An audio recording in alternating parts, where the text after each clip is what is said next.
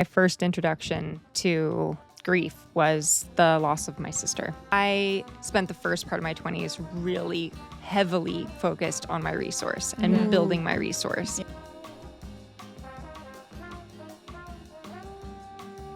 Reaching your what feels like rock bottom gives you perspective to know that if I feel yucky, I can get out of this. You know, that I will feel better. I was engaged at one point, and I didn't end up marrying that person. There are certain things in my life where I've been like, that's where I'm going. And then it changes. A lot of times those pivot points are painful. But you kind of just have to trust the process. If you have the luxury to have time to do you, then take advantage and do it.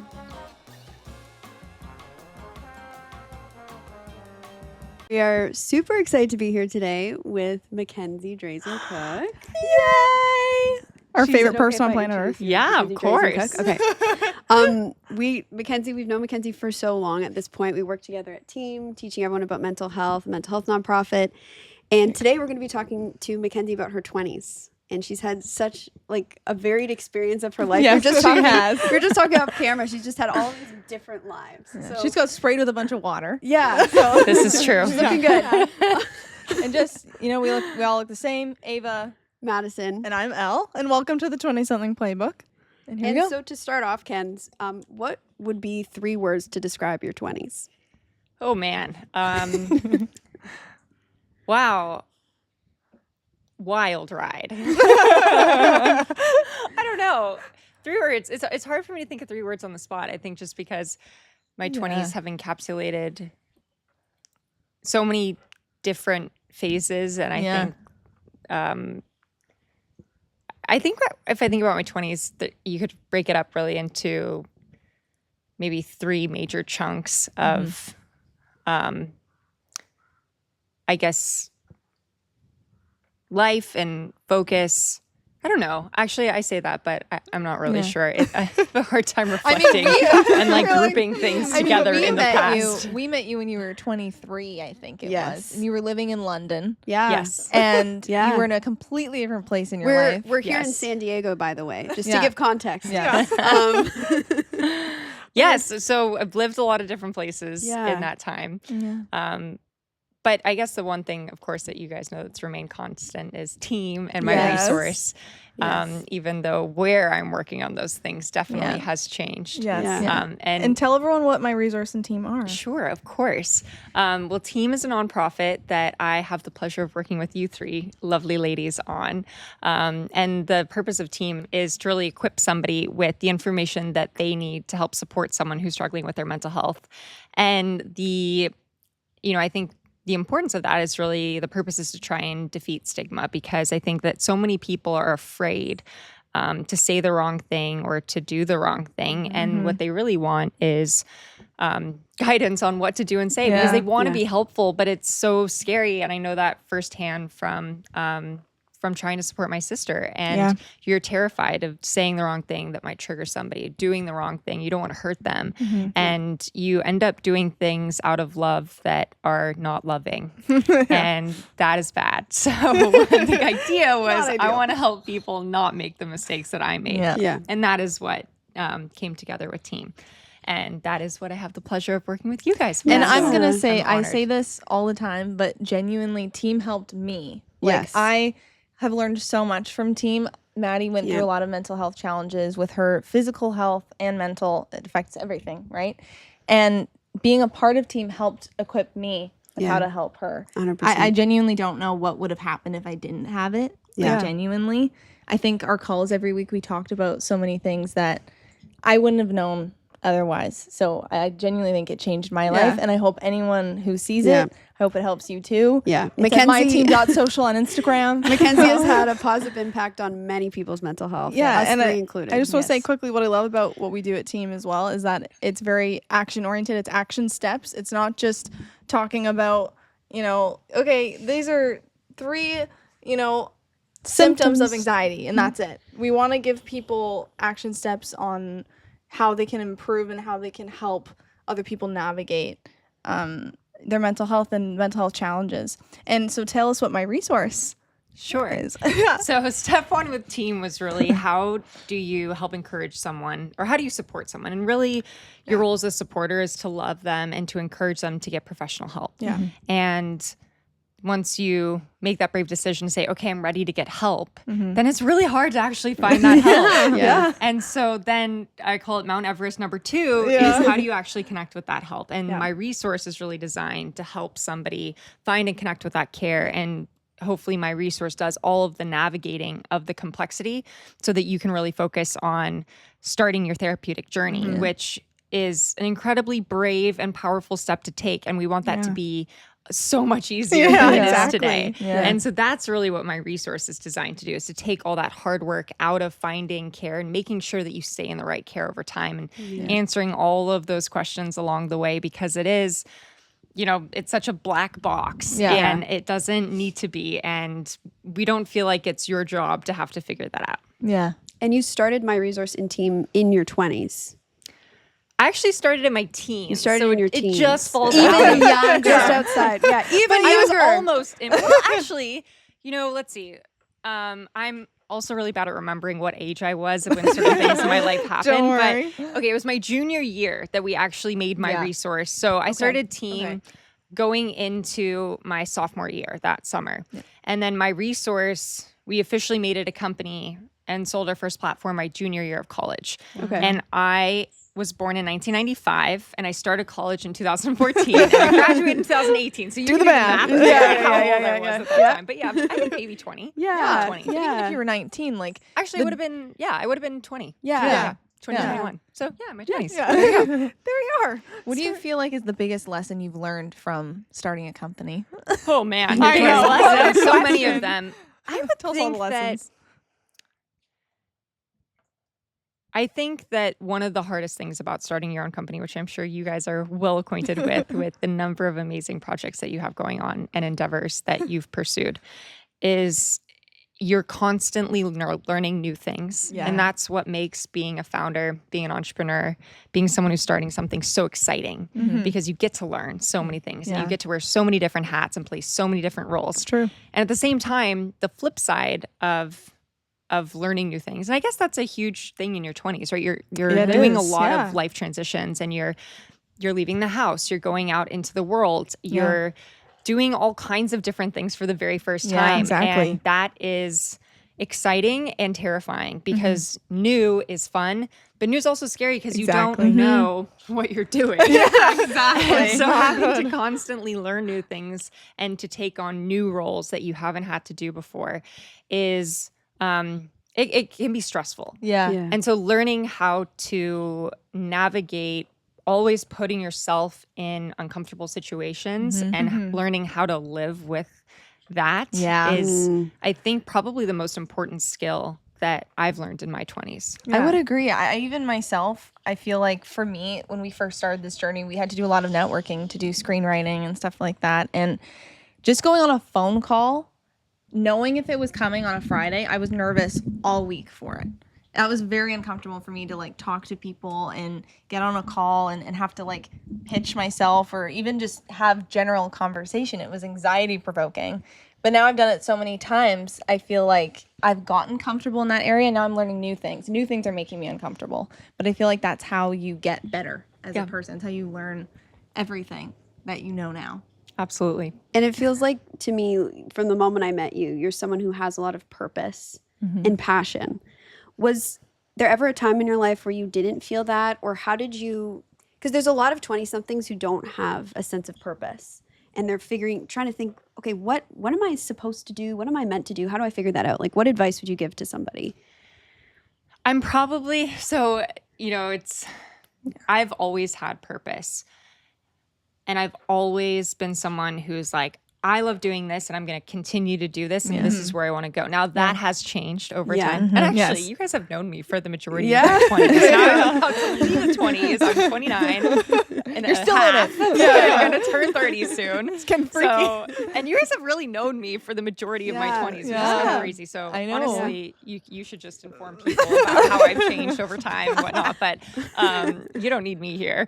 But I would say that I feel very fortunate that that's something that just comes naturally to me, that if I like something, I do it. Can probably thank my ADHD that I kind of don't have a choice because I can't focus on something if I don't like it. But no, but jokes aside, I think about what brings you joy. What are you naturally interested in? And just keep going down that path and just continue. If if you're not naturally a curious person, try and figure out there's got to be something that makes you curious. And just go deep. Keep going down that road. And I think to some degree, yes, I have a lot of purpose and I know generally what I like to do. And I've learned from a lot of shortcomings to figure out what my strengths are so that I can leverage those, because some things to me don't come that naturally easy. So I've really had to get in touch with what am I actually good at so that I can focus on that to make up for some serious shortcomings. But, and I'd say that was more earlier in life that I had to really do that. But I think the learning from that is, directionally where you're headed, but that is changing. Starting a company is very hard. Starting a company in a space that, doesn't really want your solution. No, not really. But the mental health care is very complicated. Healthcare is a long time horizon. It's not like selling consumer goods where the market tells you pretty quickly whether it works or not. Exactly. Building what we're trying to build at My Resource, it's working, but it's also healthcare innovation is a longer time horizon. So that's what you love and that's what you want to do, but you don't know if it's going to work. And it takes a long time and you're getting signals along the way that it's working, but it doesn't have the same feedback mechanism or timeline that other companies might have in other spaces. And so I'd say that what you love and you focus on that. And I think always keeping that North Star of like, what do I love doing? What do I actually want to do? What am I trying to do? And finding that mission.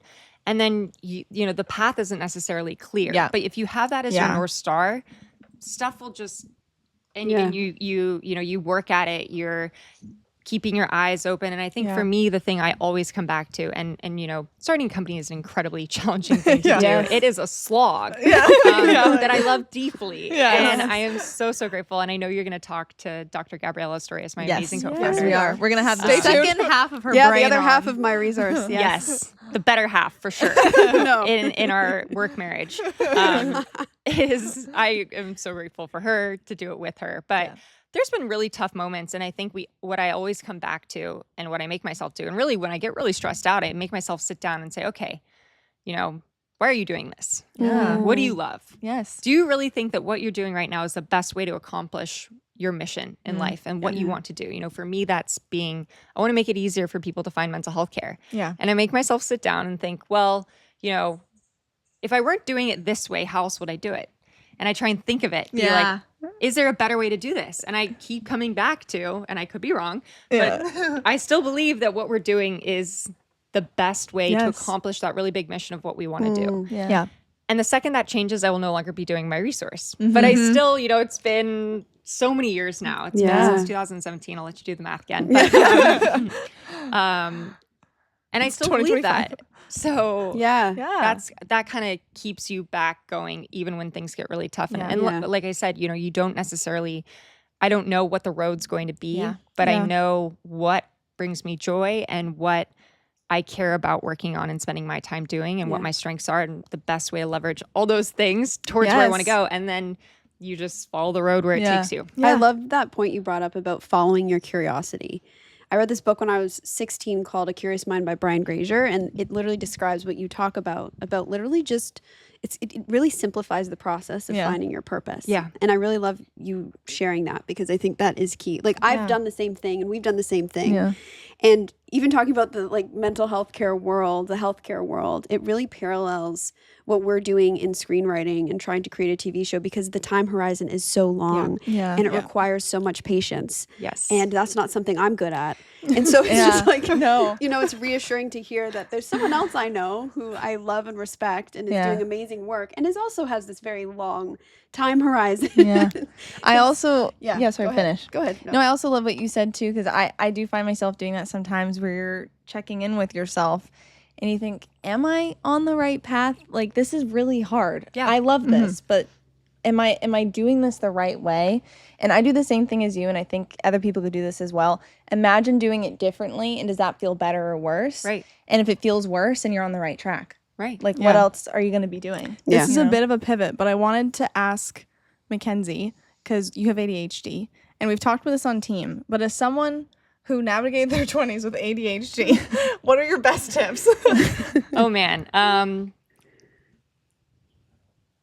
I think so. I'm also dyslexic, and sometimes it's hard for me to differentiate. And I've been making a point of trying to learn a lot more about ADHD to really understand like what is dyslexia, what is ADHD. Like that sounds straightforward, but I don't think of them as like, oh, this is my ADHD or this is my dyslexia. I just think of like, these are the things that are hard for me, and this is how I navigate them, and these are the tools that I employ to navigate that. So being able to like piece them apart into like, here are all the things that are hard for me. This is because of this. This is because of that.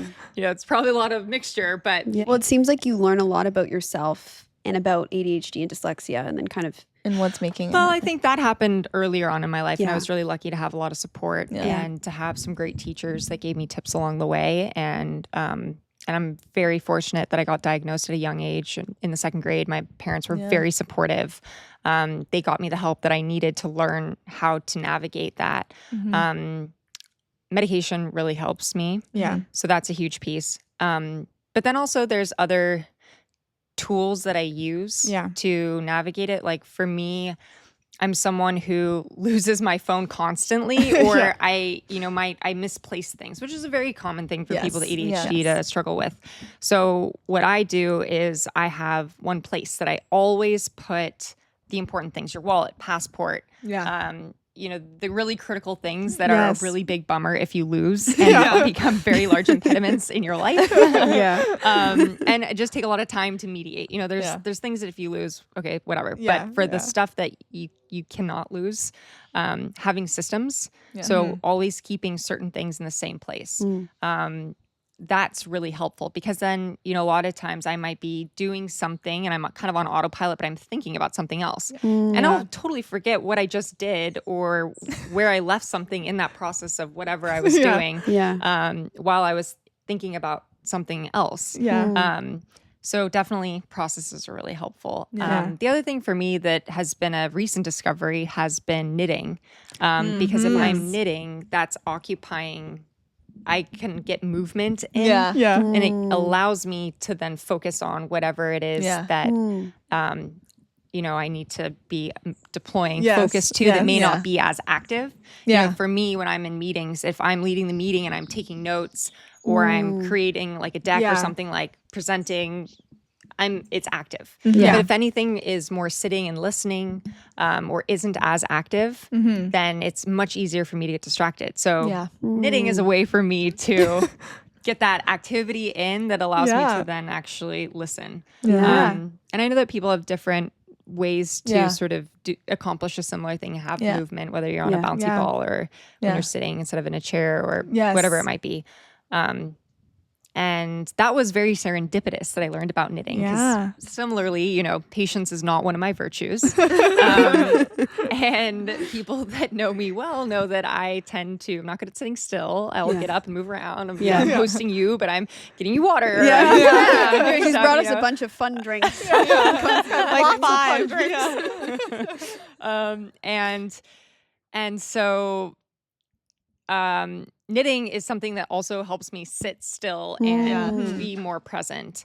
And I learned that, unfortunately, because I slipped and fell in my kitchen moving around too much and too fast, and I smashed my face in and broke my nose. And right before your all wedding kinds of too, bad stuff. right? Yep. Yeah. She looked Thankfully- beautiful on her wedding day. You would never You wouldn't know. She was fine. Your face heals really fast. It's very convenient. And in the recovery process, my mother-in-law very kindly took care of me and hosted me at her house because it was close to where I was living at the time. And she taught me how to knit. And I, had always thought like, oh, knitting's for patient people. And she very kindly explained to me that no, knitters are not patient people.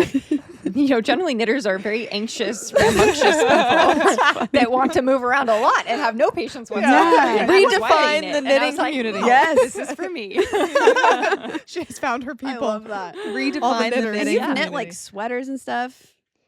I'm trying my first Yeah. human sweater. I call it a big Amazing. human sweater. Human sweater. I've knit lots of Human baby sweater. sweaters. Yeah. Yeah, the Humans baby too, sweaters. They're so they're beautiful. I see it all over your Instagram. Adult you. human Yeah. sweaters. Adult This humans. now has nothing to do with your 20s. Yeah. but, No, Segue. segue. If anyone's in their 20s and trying to navigate ADHD, then you gotta knit. You gotta become part of the knitting community. Yes. You gotta knit. Yeah, no, I knit when I'm anxious. I didn't know you were a knitter. Yeah, I took it back up after you talked about Incredible. it. Yeah. And I started knitting whenever I'd get anxious because for me, when my mind is idle, I don't have ADHD, but I get Yeah. anxiety Yeah. and I get anxious. Like whenever I watch the hockey game at my grandma's, my mind starts to just like go. And then the knitting helps like prevent the anxiety. Nice. So Awesome. If you just Thanks. learned I- about yeah. hockey, you'd be interested. your mind would be wandering. You loved Come on. hockey. You just You watch it. genuinely loved it like we do. Come on, girl, you're Canadian. Get No, with I the know. It doesn't program. fit. I belong in this environment. Now she belongs kind to of San climate. I Diego. forgot that everyone was kind of setting up and getting ready, and I look over and Maddie's just in the sun like this. No, yeah. I don't Blank even smiling staring into at the the we're all sun. solar powered. Like, yes. Absolutely. Yeah. Oh yeah. So okay, this is a little bit of a segue, but in your 20s, I know you've had a lot of really hard moments. Mhm. And like, what did you do to navigate those really hard moments? Because I feel like in your 20s, shit hits the fan constantly, and you're someone, knowing you for so many years, you are such a resilient person. You are. Like You it's, always just keep going. no, and she could be going through absolute hell in her life, and she always shows up to the team call. And she's like, "Hi," like she's, and you're Very honest about what consistent. you're going through. Like it's not like you pretend it's not happening, but the way she treats people and shows up is very admirable. It's with beauty and grace. Yeah, Yes. seriously, I think and you I- guys are being very kind. No, it's true. I think when you hit hard moments, I always take it back to the basics. Yeah. Which is focus on what are the key components of mental health. Yeah.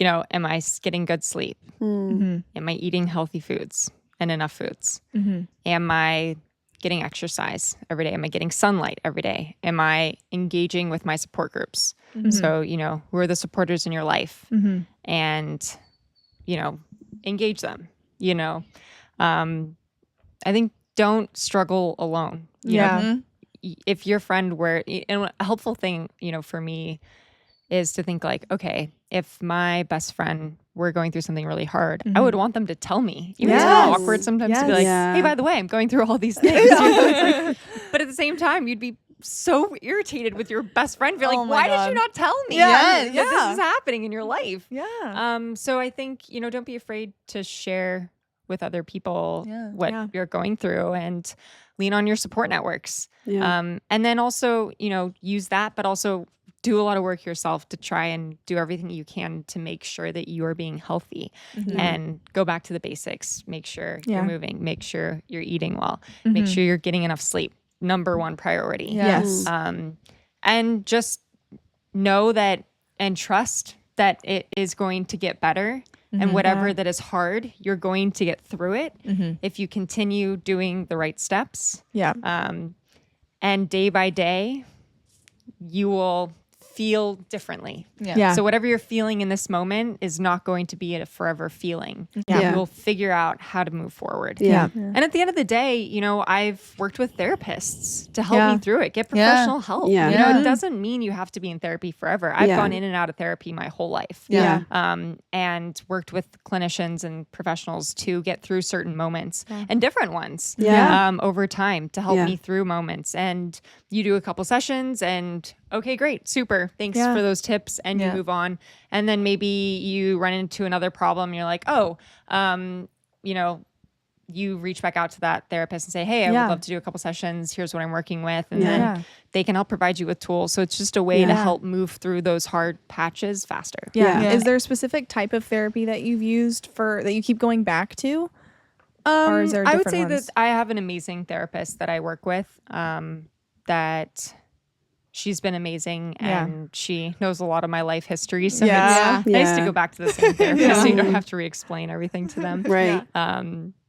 And she's amazing and I've popped in and out for Yeah. Yeah.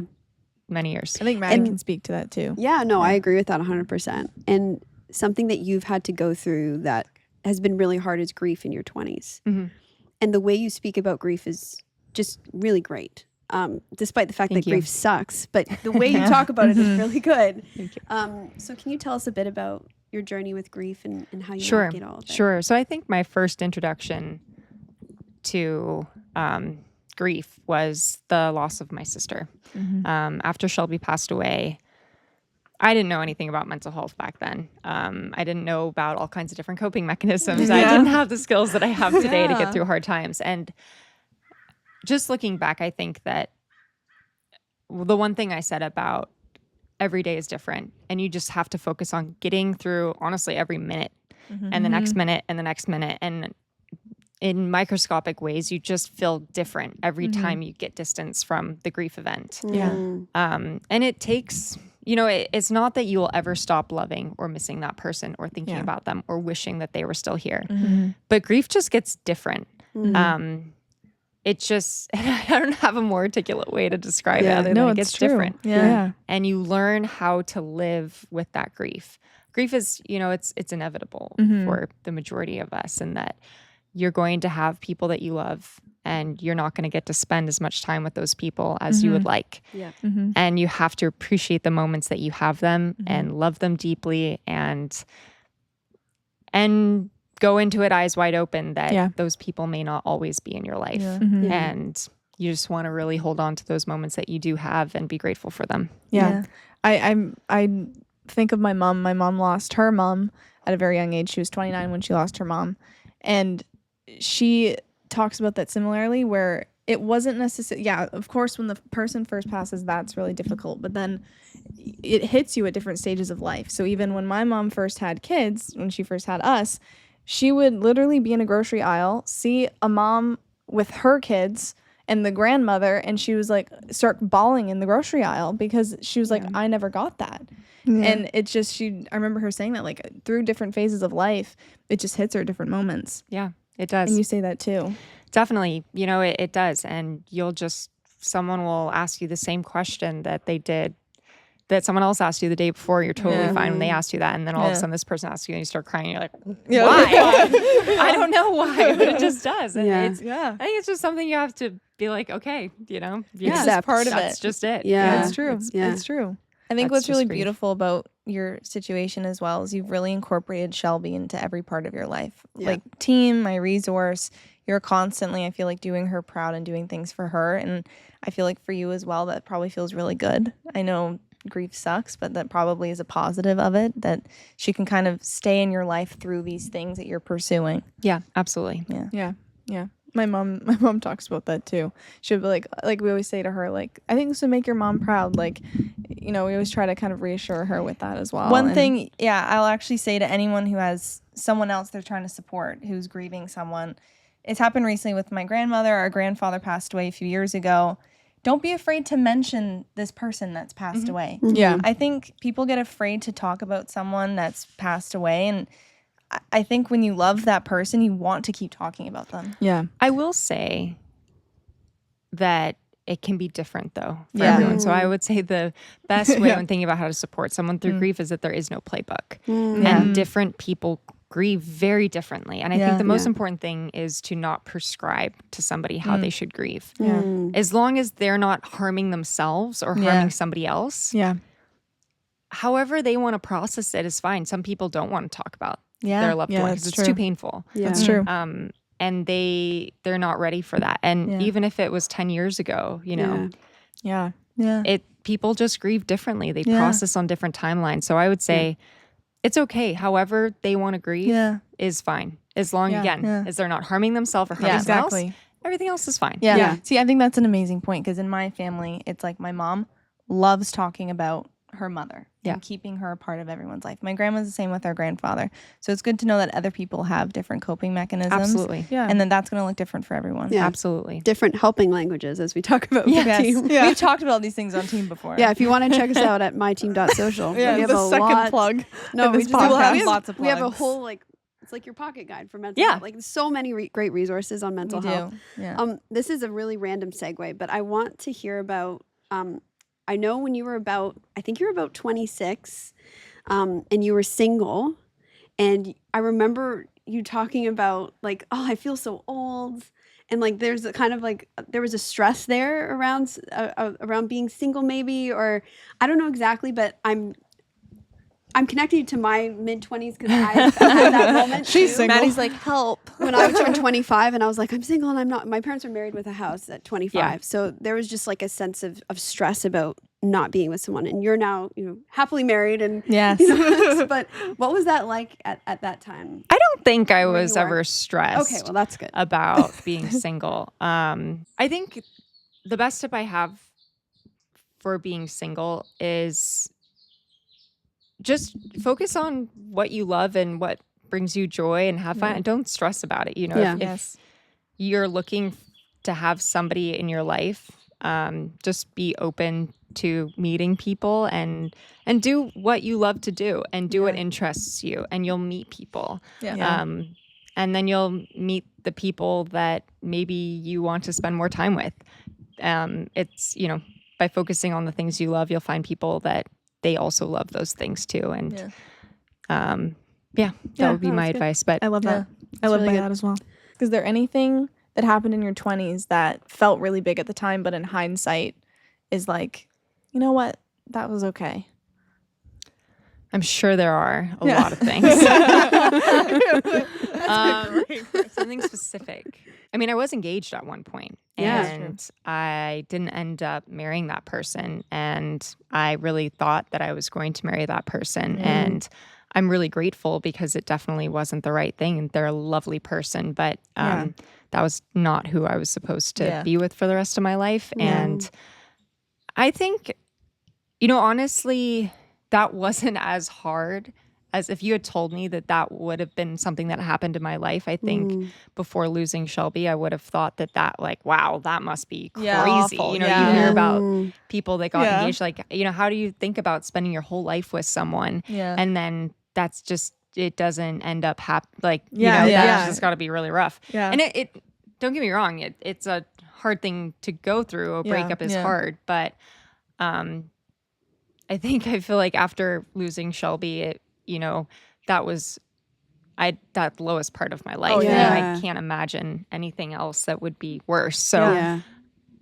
I think reaching your what feels like rock bottom gives you perspective to know that if I feel yucky, I can get out of this. That I will feel better. And it just makes hard things in life easier. Because you have that perspective. So that was definitely a blip that I wasn't expecting, but I'm very grateful for it. And I do believe that everything happens for a reason one way or another. And that you may not understand why at the time. Or you may have really thought that was the road you were going down. Like me. I like I said, there are certain things in my life where I've been like, that's where I'm going. And then it changes. And a lot of times those pivot points are painful. But you kind of just have to trust the process. And that, okay, I guess that's not what I'm doing now. This is what I gotta refocus and choose a new direction. And I feel so grateful that there's definitely been a lot of hard moments, but at the end of the day, those hard moments, I think if you allow yourself the time to feel the hardship, but then you also take the opportunity to learn at each of those pivot points, if you will. And that's incredibly valuable. And did you feel, we've talked about this before, but Maddie going through her health issues did affect the entire family. Obviously, she was the one that went through it physically, but for the rest of us, it was a lot to deal with. And I feel like when she hit her lowest point, I did as well. I was, I think, 16 or 17 at the time, and it did change my entire perspective on life. I feel like it affected the relationships I had. It affected my friendships, everything. Did you feel like that as well? Like going through a low point like that, do you feel like it changed the way you saw everything, relationships? Did it catapult you in a different direction in life? Yeah, I think your 20s is a time when you get depth. And the other thing I want to say about hardship is that hardship is relative. You know, you can look at someone can have a really hard time with something that may seem in comparison to somebody else's hardship like, well, that's so much harder. You know, this is not hardship, but it's relative. You know, something that may seem small to you can be really momentously hard for that person. It can be their rock bottom. And so I'd say never judge whether that is, you know, shouldn't be that hard or, and I think the other thing is that I think what you start to learn over time is everyone has really hard things going on in their life. And that's just life. You know, I think to some degree we need to normalize hardship. And that it's, you know, I think it's everything I think is a little bit of a pendulum. And so one thing that I think is really good about mental health and the whole mental health movement is a lot of discussion around it and it being okay to talk about your mental well-being, just like you would your physical health. But that being said, I think that everyone goes through hard things and that is normal and that is a part of life and that's okay. And life is hard and it should be expected that you're going to go through hard things and that is okay and you will get through it. And everyone goes through hard things. And we're not alone in this. And I think that's a great thing about what you're doing in this podcast really is that it doesn't really matter where someone is at one moment in time. It may look like that everything in their life is just incredible, but that doesn't mean that they haven't had a lot of really tough moments. It's true. And that will happen to everybody. Everybody's going to have hard points in their life. Yeah, it's actually funny that you say that because I feel like entering my 20s is kind of me like realizing that before it's even happening. Like I was like, oh, like I had a moment recently where I was like, you're like these things, like you'll go through a hard moment and then you'll get out of it. And then I remember I had this moment recently where I was like, that's going to happen again and again. And again. And again and again and again. And not just in your 20s, for the rest of your life. And I was like, you know what? That's okay. The best thing you can do is figure out a way, like you say, to handle it. And have maybe a system in place. I mean, you're not always going to have a system, but, you know, a general idea of what you do when you go through hard moments. And one thing I do is connect with my sisters. I just talk to them. And I talk to my family or friends, whatever, you know, if there's something career-wise.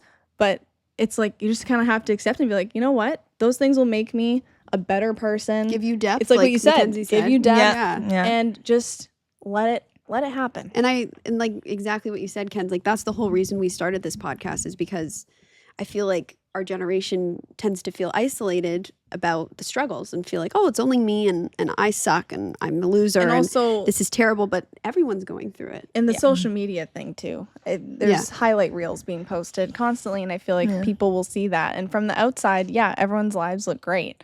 You know, you're posting something on social media, but there's a million things that have probably happened behind the scenes that no one's seeing.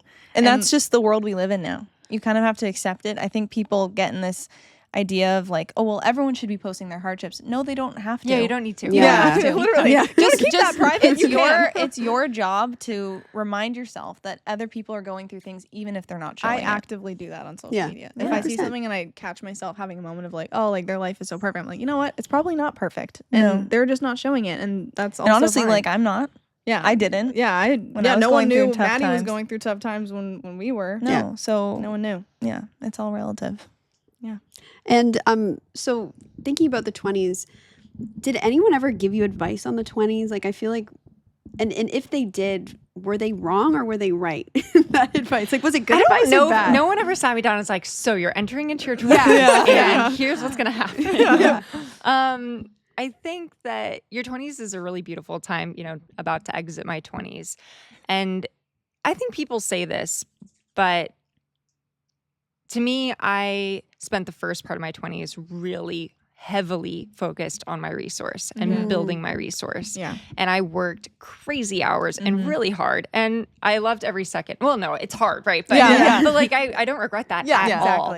And it's not sustainable necessarily to do that at that level for, you know, 20 years straight. Well, it's not for me, but, but it's, you know, if you, not that you need to, but if you're planning on having a family eventually, if you are with a partner, you know, whatever your chosen family later in life, you know, if you have to take care of your parents or your parents start getting sick or other people in your life, your responsibilities grow, I think, as you get older. And your 20s is a great time when you're, if you went to university, you're out of university, and again, choice is scary, right? That sometimes having options is scary, but it's a time to capitalize on that. Like, you have a great opportunity. You're young. You can just withstand living life, doing all the activities, working really hard, focusing on yourself. Your 20s is a time that you have in a lot of cases. And again, not for everyone, right? So, but if you have the luxury to have time to do you, then take advantage and do it. I love that. Do all the things. Say yes. But, and again, not everyone has that luxury, but I think that I'm grateful that I felt like I did do a lot of that. I don't have regrets. And yes, that's hard. Again, having options is hard. And going back to what we were talking about, you made a great point of, like, have a plan of how you're going to cope. And I think a big part of your 20s is learning, when you're growing up, a lot of times I think you lean towards your parents to for support and to make you feel better when you go through hardship. And you're really on your own in your 20s a lot of the time, or it feels that way, right? Like you need to learn how to make yourself feel better when you go through hardship. And a friend of mine gave me really amazing advice, and he's told me, make a plan of what you're going to do when you're upset ahead of time, when you're not upset, which makes total sense. And I don't know why people don't tell you that. Like, when you're feeling great, make a list when you're thinking logically about, like, here's what, like a checklist. So you can just go on autopilot. Because you're not going to be inventive or make rational decisions when you feel horrible. Because you feel horrible. So you need something to fall back on to get you through those moments. So I think that that's amazing advice that I would totally share, is sit down and, like, pre-plan out what you're going to do, so you can just go on autopilot and follow the list, and you just make yourself like, I don't want to do that, but I'm going to make myself do that because I know it will make me feel better. And it's written down on a list, so I'm just going to do it. And I really like, sorry. No, go ahead. I really like what you're talking about too, how your 20s is you're actually learning the coping mechanisms as you're going. Like, I think that's what makes it hard. Because you don't really have that. You haven't built that muscle memory of how to do that. Even like, I'm 25. I started therapy when I was 20, and only now am I starting to feel like I'm starting to get the hang of things that used to be really destabilizing when I was 20, because just the coping mechanisms are becoming stronger. Like, they're just go-to. You're doing great. And I think that's what hardship does, is that if you have hardship when you're younger, it's hard and it's miserable. But it does set you up really well for the rest of your life. It does. That people learn that lesson at different periods in time. And it's really nice to have those skill sets, because you can move through those tough events when they come faster. And taking the time to learn how to do that and to get better every time, I think, is definitely a strong suit. And I think at the end of the day, you should definitely use a therapist to help you. That's really been helpful for me, to use a therapist to do that. And what I love, what you both have showed me this, and it's that, you could be in therapy, you could go to therapy once a year, and that's enough. Or you go to therapy every week. There's no, like, just because you go to therapy doesn't mean that you're in it for life, or like, you know what I mean? Like, it's like what you guys say. You use it as like a life thing, like a skill. It's like, a tool. It helps you. Yeah, it's a tool. You go to the physiotherapist if you have a sore shoulder. Right, exactly. Yeah, exactly. I just love how you both have shown me that, is that if you feel like you need help, just go. You can need one session, you can need 3, you can need however many you need, or you could, there's no... You're not chained to therapy for the rest of your life. That's definitely not the right word. No, but we're going to go with it. Once, it doesn't mean that you have to keep going, or just everyone's different. It's not a life sentence. I think that's that's what I'm trying to get at. Yes, it's not a life sentence. There you go. I love that. That's what I was trying to get at. It's not, and I love how you guys navigate that. I learned it from Mackenzie, because Mackenzie introduced me to mental health. Like, thank goodness I joined Team when I was 18, because I don't know where I'd be with my I say that too. I wouldn't know how to navigate so many different situations because of seriously, like especially your health. Guys, Team wouldn't be here without you guys. It's a team. Thank yourselves. We always get off a call and we go, teamwork. One last thing I do want to talk about is friendships and the role that friendship has played in your 20s, because going to your wedding and seeing all your lovely bridesmaids and all the guests at your Lovely wedding, people. you're I loved surrounded everyone by at her just wedding. like we wanted to adopt them as our friends as well. I was like, can I And we're steal actually them? going to be interviewing a lot of them on here, which is really fun. Lots of But cameos. it just seemed like you really cultivated a really beautiful network of people around you, like really good people. And I just want to hear about how you did that, because that's a struggle in your 20s to find good people, the right people. Yeah. I just feel really lucky to have the friends that I do. And my friendships are everything to me. And they make me a better person. You know, I know everyone has heard this saying, but the people you spend time with, is it the 5 people you spend time with really like shape you, whether you like it or not. Exactly. And I just feel like the friends that I have truly inspire me to be better people. And I'm so grateful and feel so lucky to have the friends that I do have. And it's hard to find the people that you really resonate with. And I think a big part of that is just knowing yourself, knowing what is important to you. Yeah. And the more you know yourself, I think the more you find you got to know yourself, and you have to put yourself out there to go and meet people. Yeah. Moving to new cities is really hard. I met some of my best friends ever when I was in London. I knew no one. And I got a text from someone saying, hey, this person just moved to London. I think you would really like them. And I texted them and I said, hey, I got your number from this person, blah, blah, blah. I'd love to get a drink, water, coffee at any time, at anywhere. I'm so desperate.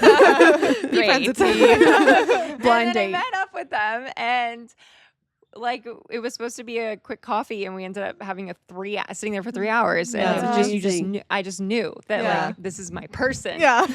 And I'm so grateful. And Nicole's been a dear, dear, dear friend of mine ever since, and that like never happens. But you just gotta put yourself out there, because you never know. You might go to lunch with someone and they're not your person, but they might be a lovely person, and they might introduce you to somebody else. So I really think just being kind, putting yourself out there, and knowing yourself, because when you know yourself, you know what you want. type of people that you resonate with and want to spend a lot of time with. Yeah, that's I great. love And that. people that Totally. inspire you. Yeah. Yes. Yeah. I Again, really love that. saying yes to the adventure. Yes. Unknown. Yes. Say yes to Nicole and you'll find a friend like Nicole. Yes. Well, I am very grateful. We talk about this all the time, but meeting you was incredibly random. So random. And I am forever grateful. Yeah, well, Mackenzie and I met through Instagram. Nana. For those so who much can't to see if you're say. listening, there's a beautiful dog. A beautiful Banana. Named Banana. Well, this has been lovely. I think we'll wrap this up because Mackenzie's a busy woman with lots Yes. of things to do. Well, We have I'm to hang out. Just Yeah. quickly though, like meeting friends, Mackenzie and I met through Instagram, which like doesn't ever happen. Yeah. So just say yes, even if it's on social media. Yeah. Just like, You never know. oh, this person's cool. You never know. You never know where Maddie things are messaged her because she liked her boots. going. Yeah. And Turns out I had no idea. Yeah, Mackenzie's like, I didn't know this. No, because actually. that's what led me to. I thought you liked team. No, I did. I That's did. what- that's no, what no. made It started the a hook. team. Yeah. The boots were the hook, and then once Okay, I got there to you your go. Instagram and I saw team, I was like, I love. You're team. like, okay. The boots was what hooked me in, but I Yeah. stayed for team. Yeah, she stayed for team. That was really I'm so glad. Yeah. Otherwise, we wouldn't be here. Mackenzie, thank you so much for taking the time to talk to thank us. you guys. We're going to go hang out after this. I am so grateful for the 3 of you. Truly, I am so proud and so honored to get to be a part of your life. She raised us as a professional. I say this all She the did. time, No. but I'm like, Yes. Abe and I've been part of the nonprofit since we were 16, I think, or Yeah. 17. Oh my gosh. I know. I was a baby, and I literally joke. I'm like, I would not be able to take calls. I would not be able to do anything without this nonprofit because Nothing. I literally learned all of my skills through this thing. Yes. Through the lovely I Mackenzie. don't think I Yes. can take that much credit, but now it's on you guys to teach. Exactly. Yes. Now Pass it's the time torch. We'll Yes. try. We'll try our Find best. your McGregor sisters. In a theater near you. But this has been lovely, and thank you to everyone for listening. And You can find Mackenzie. We'll link all of her website, everything in the show notes. yeah, we're gonna link my resource, team, and her personal page. and go check everything out because she's up to a lot of amazing things. Keep track of her. Yeah. Thank you guys. Thank you for listening. Yay. Bye. Thank you.